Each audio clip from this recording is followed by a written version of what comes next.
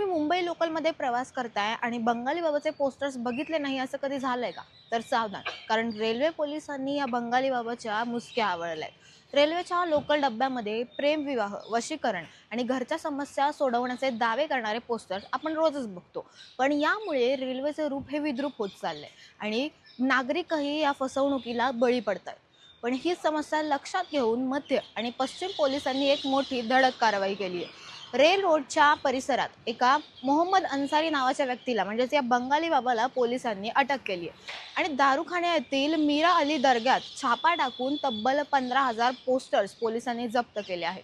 Railway प्रशासनाच्या परवानगीशिवाय पोस्टरबाजी केल्यामुळे या बंगाली बाबावर वडाळा पोलीस ठाण्यात गुन्हा दाखल करण्यात आला आहे आणि याच्यासोबत जे साथीदार सामील आहेत त्यांचाही शोध पोलीस करतात.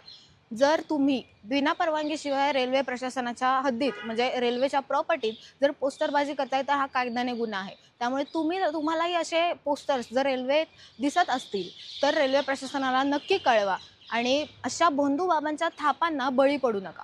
आणि तुम्ही असे रेल्वे पोस्टर्स पाहिले आहेत का? आणि ही पोस्टरबाजी करणं तुम्हाला योग्य वाटतं का? कमेंट्समध्ये आम्हाला नक्कीच सांगा आणि पाहत राहा न्यूज डॉट.